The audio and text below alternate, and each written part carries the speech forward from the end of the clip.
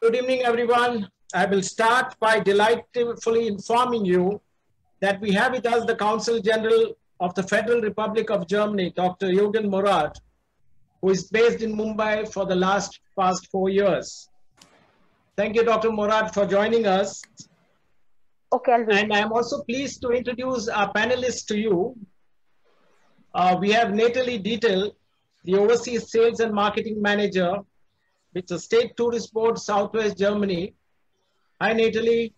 Hello, all together. Hi. Yeah, you can put your video on, no problem. Hello. I'm there. Okay, hello. hi. Good to see you. Next, we have Cornelia Stahr, the Manager, International Sales and Marketing, Baden-Baden Tourism Board. Cornelia. Hello, all together. Hi. Hello, Cornelia. Nice to have you here. Thank you. Last, we have Cornelia Koebele, Head of Sales and Tourism, OutletCity Metzingen. I can't see you, Cornelia Koebele. You're here. Oh, hello, thank you. everybody. Hi. So everyone is here. I'm very happy. I'm delighted. All of you are here. So just to make things easier for all of you, I would like to tell you all that this virtual show is divided into 3 parts. The opening part is an address by Dr. Morhard, followed by a panel discussion with the panelists from Germany and short presentations from each one of them. Then we will take the question and answers if we get some questions, and a small and short word of thanks. So without wasting too much time and thanking you once again for bearing up with me and the slight delay that we had, I would like to invite Dr. Jurgen Morhard to give his opening address to this very wonderful and impressive audience. Dr. Morhard? Yeah. Can you hear me? Yes, sir. Good afternoon, everybody. Good afternoon, Hector. Good afternoon to the representatives from SouthWest Germany, and of course to all the participants at this afternoon seminar. I assume you're all from tourist industries, and of course SouthWest Germany is one of the favorite destinations also of myself, and I could also not have imagined that I'm now sitting here and I rather have to go on virtually to see Mrs. Dietl from Southwest Germany. I cannot go myself to the outlet center in Metzingen yet, and also not to Baden-Baden, which is annually on my list to visit, because my hometown is not too far on the other side of the Rhine from Baden-Württemberg. So you also, I think, Hector, you all invited me because you saw I'm having a crystal ball. So let's start with the good news. You all know that Germany was very lucky and had a lot of strength in containing the COVID pandemic in Germany, as the most successful country, I would like to say. And in particular, they succeeded in keeping the death rate very, very low and to overcome it. But still the pandemic, even today, but the ladies basically can tell you what has been done. Also left its mark on Germany, and a lot of measures are in place. But the good news is basically that inside Europe opened up for tourism. And it means also opening up for tourism also means opening up, of course, in all the tourist sites, in particular also in Southwest Germany. Of course, everything has different conditions nowadays, but the ladies, I think, will dwell on this. Now it comes because we are coming out here of India. That is now a completely different story, because as we all know that, first of all, tourism has opened up inside European Union only. And today, when it comes to international travel, when it comes to where do the airlines fly, what are the new visa and immigration restrictions, everything is done under the heading, of course, containment of Corona and the COVID crisis. That we have to understand, whatever we are doing and whatever you see it's not directed to discriminate any region or any area or any kind of people around the world. No, it's the prevention and the containment of further infection. That's the number all concern for all of us. And we all expecting eagerly now the new regulations from the European Union, which will be announced today, which countries outside the so-called third countries will open up for easier access to the European Union. And I think I'm most likely neither the big countries which are facing the top infection rates like US, Brazil, Russia, or India will be among them.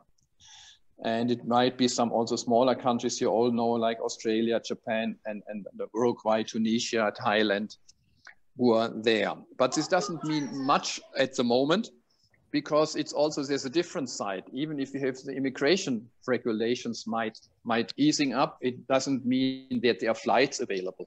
And at the moment, what we're seeing here from India is there is no international flight connections except flights who are now conducted by the Indian government itself, so-called repatriation flights. There's no commercial international flight connectivity at the moment, and it just with a new lockdown in most of the states in India until the 31st of July, also international flights have been suspended. Have been suspended. The second, there's a mic on. Can you put the mic on, please? Off.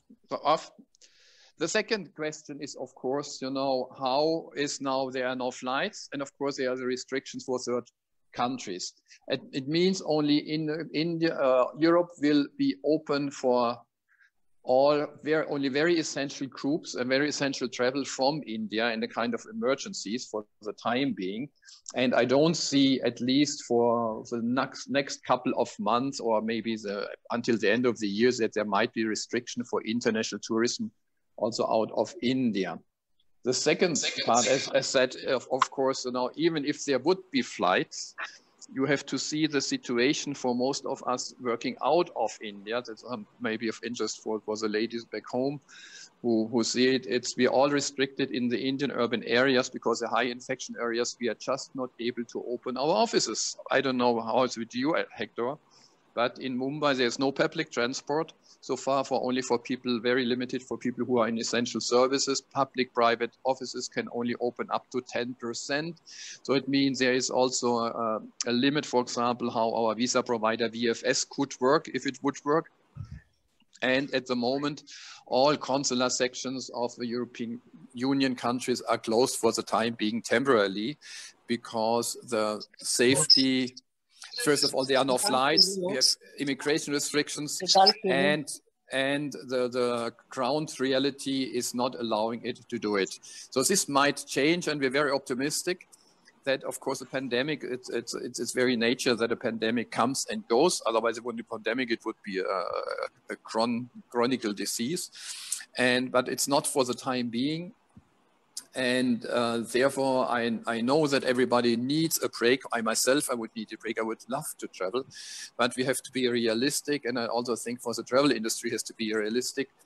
We have to see, certainly it would be overdone now to try to promote now Germany and say, now look, it's something you can go in the next 6 weeks or summer. So we have to be more realistic and target it and say, no, it's a great opportunity also for late fall or maybe winter times and next year. I think this is much more realistic if we take this long time approach, because there's so many stumbling blocks on the way to achieve normality. As said, there might be always surprises. We all love surprises, and the good news would be surprises that everything would disappear overnight. But I don't think this is reality. But on the other hand, we have to say that besides its natural attraction of Germany, we have to see that Germany is now able to present itself as a market which will do its utmost to guarantee the security and the health safety of travelers, because we have a very early lead with all our tourist destinations and the strict regulations in the different states, which will make an even more attractive also in the post-corona times to visit Germany, because Germany had this wonderful record to keep its own infection rates low and to be prepared again now with all its measures to welcome international tourists. So that's so far from my side. Everything is not only related to say how if Lufthansa what's like to do, what Germany likes to do. It's a complex world, and that we have to face this reality. But nevertheless, Germany is as beautiful as always when I see the pictures from my family in summer. So I give back to you, Hector, and I'm open to questions. Thank you, Dr. Morhard, for the enlightening information that you have given to all of us. And we always appreciate your presence at all our events. I thank you once again. Now we will go to the next part of our program, which is the panel discussion. And without wasting any more time, I will begin by asking my first question to Natalie Dietl from SouthWest German Tourist Board. My question to you, Natalie, is Germany opened much more faster than other European countries around the first half of May. Could you elaborate on this? Yes, many thanks for this interesting question. So despite many other countries in the European Union, we had a low infection number in Germany, which gave us the chance to open up faster, but we also, however, went into like kind of a lockdown really, really early, when we closed all the shops, all restaurants, all bars, and all leisure activities like cinema, theaters, or museums. And also the reopening happened in 2 different stages. So we began with, for example, haircutters and shops, and then we opened up after that restaurants, and then another week after that the hotels. So it was a longer process, and we're still not completely finished, for example. So some leisure activities like clubs in the city center are still closed.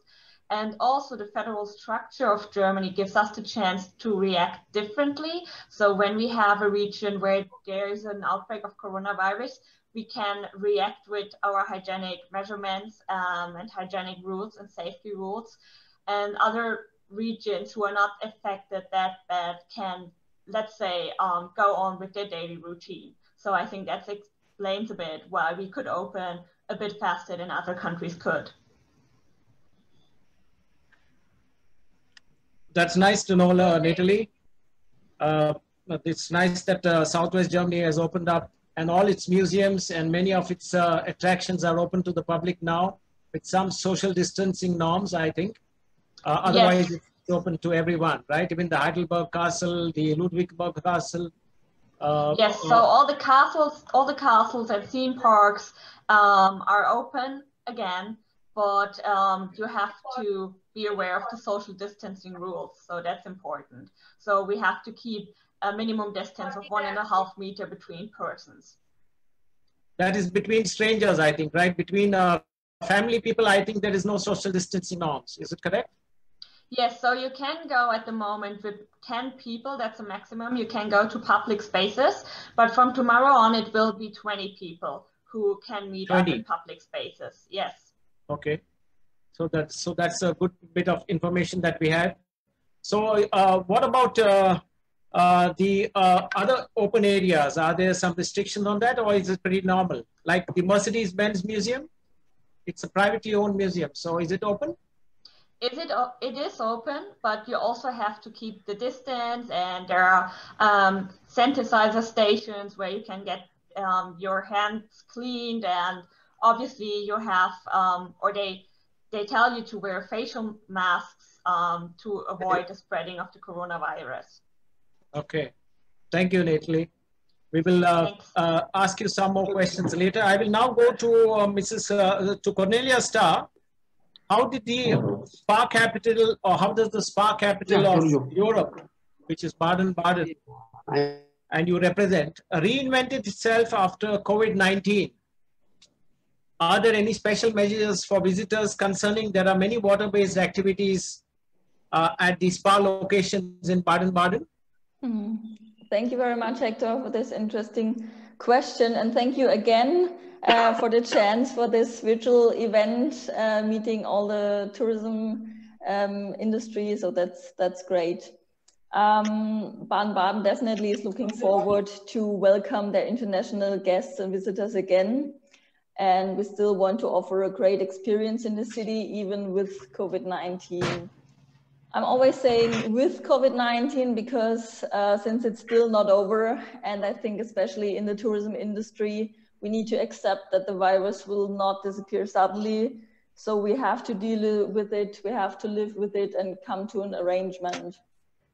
So we really try to be attractive as before. So we just announced, for example, a great digital event named Digital Dreams, the Experience. It's lasting for 2 months in the Kurhaus of Baden-Baden.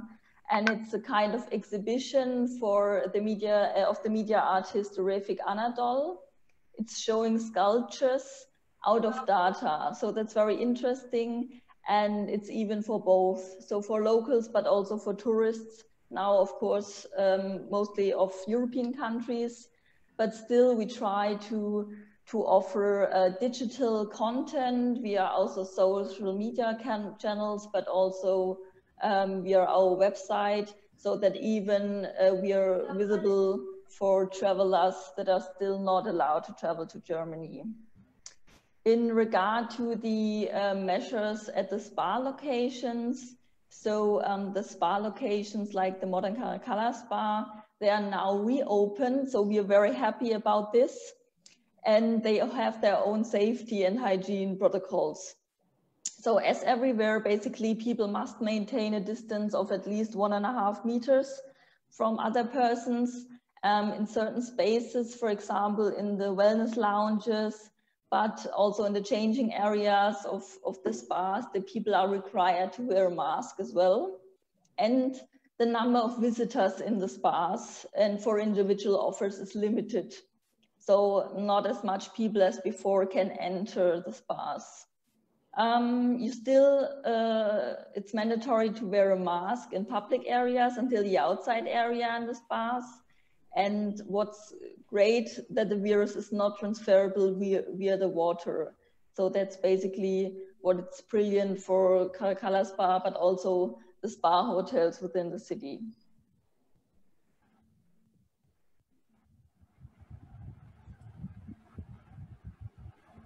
That's basically it about the spas. Yeah, thank you, Cornelia. I think we're all waiting to get to your spas very soon.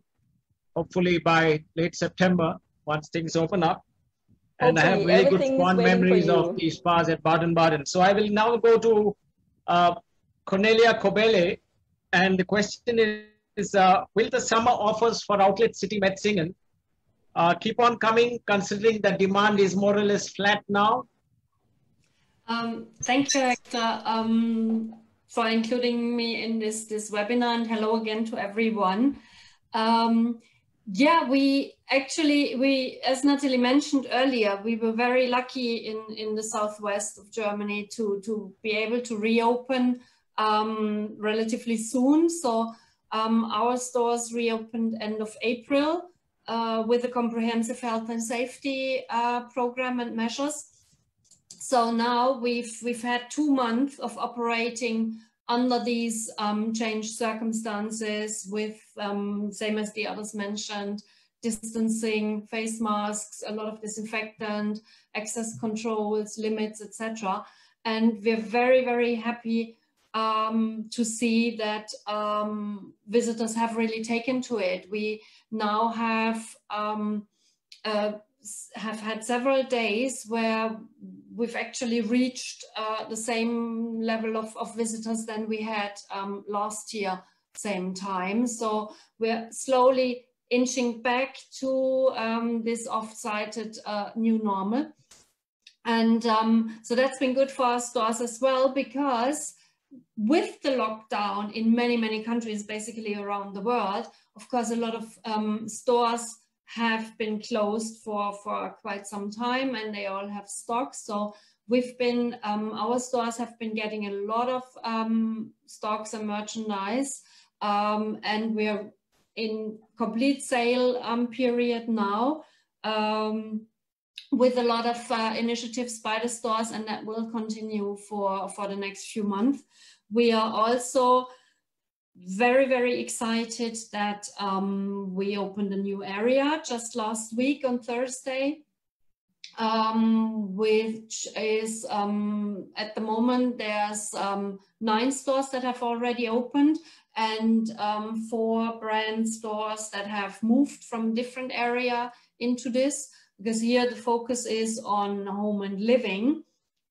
So apart from fashion and accessories, we now have this area where we expanded with, we previously had WMF and Zwilling and Douglas perfumes, and now have added Le Creuset and other home and cooking and decoration items. So, and this has been really accepted very well. In the fashion area, with the change of seasons, there will always be new stocks. So we keep coming, although we're very sad that we can't do our regular and planned events that we usually hold throughout the year, and especially in summer.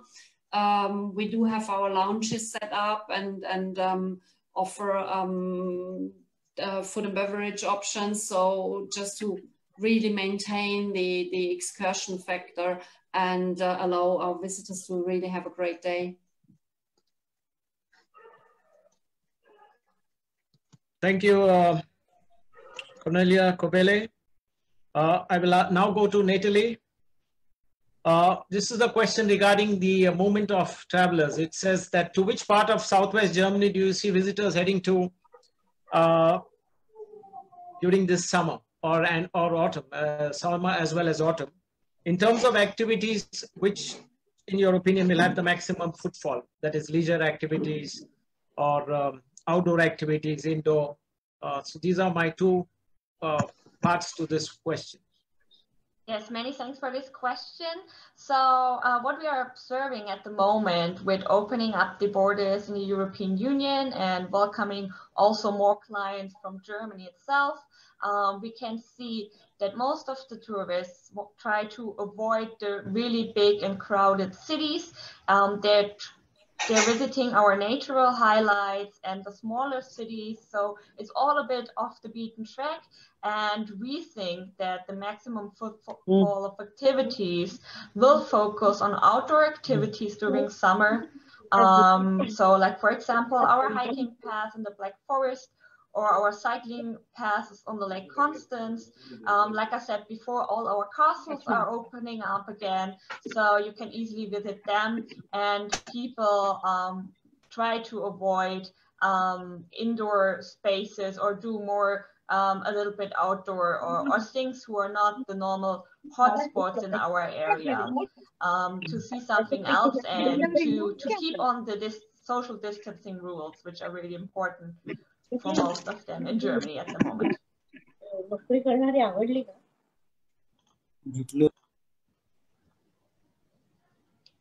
Hector, we can't hear you, unfortunately. Natalie, what about the Black Forest Highlands? Do you see a lot of movement because of the openness of that particular highland area and the Black Forest?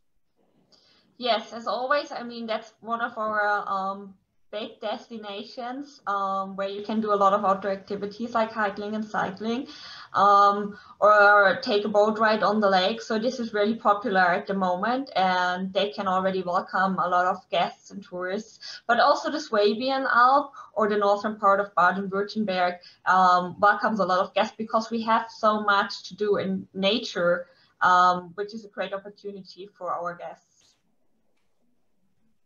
Thank you, Natalie. That's very informative and interesting for all of us.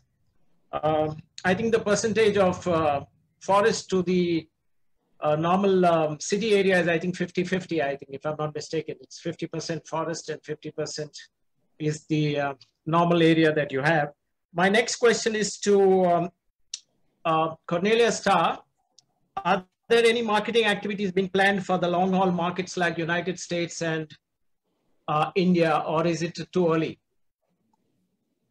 Thanks very much, Hector, for this question. So Baden-Baden, as I already said, is a very international city. So we still want to focus on our international guests, definitely.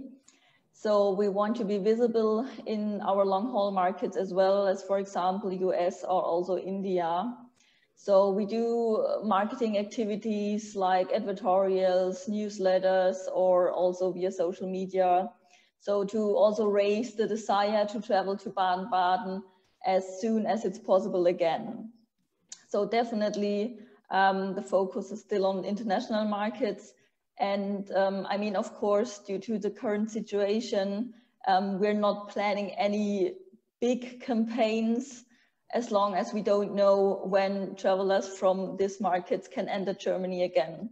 So as you know, it's still not very clear when it will be possible, but as soon as we know what's really going on, we definitely are back in the markets, more visible even, yeah. Thank you, Cornelia Stahr. My next question is to Cornelia Koebele. Now, everything in the world is going digital as it has been doing for the last maybe 2 decades, but now it's more than before.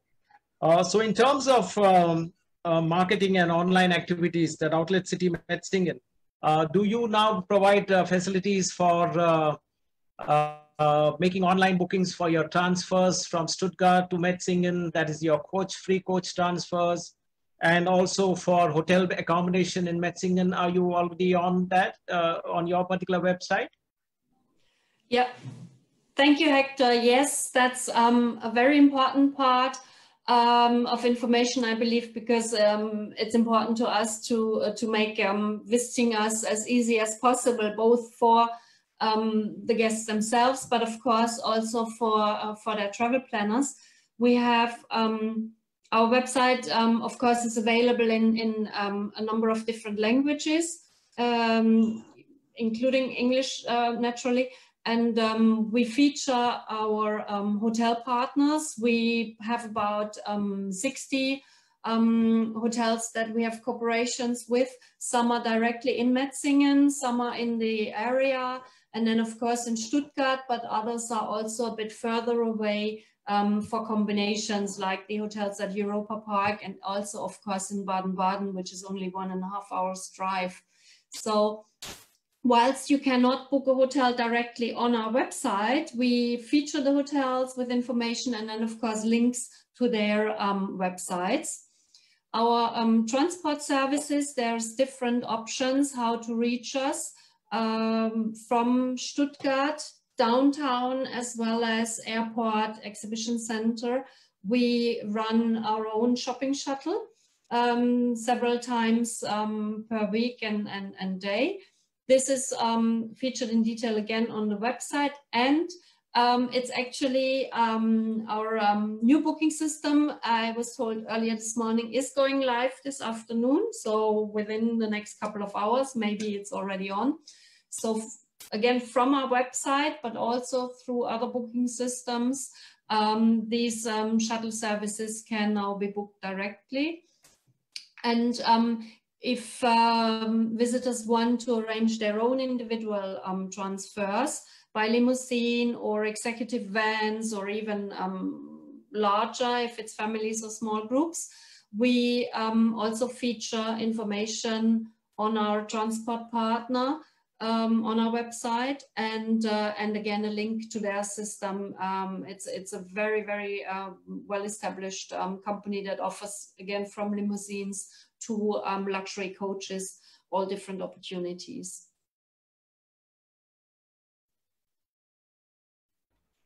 Thank you, Cornelia Koebele. My next question to Natalie is, you know, this was a very interesting question that I thought about, was that do you see an opportunity for slow tourism, which will increase the length of stay in Southwest Germany? Like people will be staying longer at a destination because of getting used to the quarantine and getting used to all the things. So do you see this as an opportunity? Because Southwest Germany has an average stay of 4.5 days from India at this moment of time. and the international visitors stay for about 2.6 days per visit. Do you see that length increasing? Yes, and we're trying to increase it, to be honest. Our next year subject will be slow tourism and slow travel. So we are trying to focusing more on nature highlights and to enjoy more our different areas and to spend a longer time there. And we also hope that the Corona situation we have will give us a chance that people will even stay longer and they're not rushing anymore through Germany, and they're trying to enjoy more the different destinations we have. So at the moment we can see this with people from Germany, but we hope this also will expand to people from all over the world.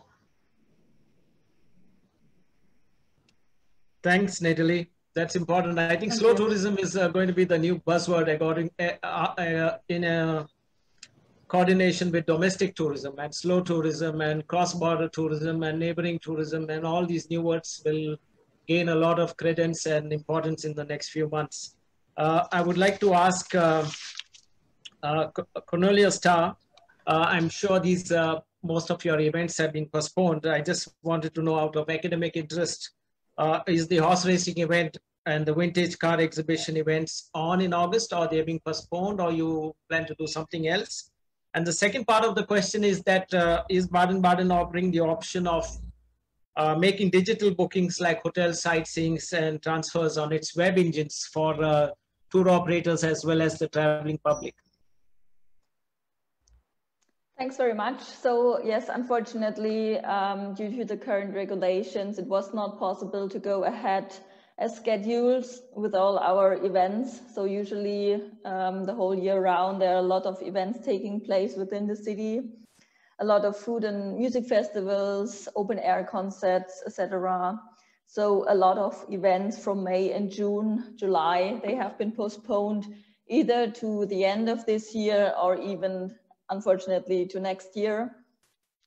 So events, for example, as the horse racing events and also the vintage car exhibition, they are still now planned for September. So they were postponed from July and August to September. So we're still planning with these events, but as you know, everything can be changed very quick. So we still don't know if it's really sure that the events can happen. But in regard to the booking of any kind of events, tickets or guided tours, you can book hotels, for example, through our website. So also for tour operators, they can contact our sales department. So we have a sales department.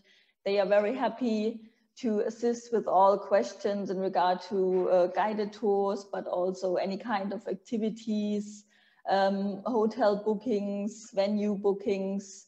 So that's definitely something that you can do through us. Thank you, Cornelia Stahr. And my last question before we start the individual presentations is for Cornelia Koebele. Is this could probably be a new vertical for you? Is OutletCity Metzingen offering the option of catalog buying online along with shopping discount vouchers? Basically, you buy on catalog and the visitor comes to the shop and just, to the store and picks up the item, or you have a courier delivery system. So are you looking at some new verticals for OutletCity Metzingen in current times? Yes, Hector, thank you. We are. It's currently we are delivering. We're the only outlet center that actually does have an online shop as well. At the moment, we're delivering within Germany and also to Austria and Switzerland. We would love to also deliver to other countries, because in the online shop, we have even more brands than we have in Metzingen physically. But there's a lot of operational and legal things to work through. So that takes a little bit longer than we would want it. However, we've been looking at different options at the moment. So we have discussions with some of our brands that are physically in Metzingen, because as mentioned previously, the brands also have a lot of stock. So outlet centers are an important distribution alley. So if we could reach our interested visitors abroad, that would of course be great. So we're discussing options with them directly. We also have a retail team that is looking into a kind of WhatsApp concierge that you could really check out things in the stores and then order them. And we also have one of our business partners that are focused on visitors from China and Asia, that they're working on a system where they would actually send a camera person to us in Metzingen, to different stores, show items, so where you basically could interact and could actually order your things, and then they would handle buying and shipping. These are all being worked on at the moment. Other than that, we have tried to look at existing solutions as well. We've come at the moment across one company that actually offers the service of basically giving people outside of Germany a kind of virtual post box. So you can use their address, order things, have them sent, and then they forward to your home address abroad and handle shipping and customs, everything. This is web-based. It's called mygermany.com. As an example, I have to say I haven't tried it because I'm sitting here. I want to ask friends to try it. Those are the options. Or of course, if you have any friends or family in Germany, Austria, or Switzerland, then it would be perfect. You could go visit our online shop with over 200 brands and order there. That would be the idea. Thank you. Thank you all of the panelists for all this information that you provided, and it's a very interesting panel discussion. We got to know a lot about what's happening in Southwest Germany currently, and it's nice to know that things are slowly getting back to normal.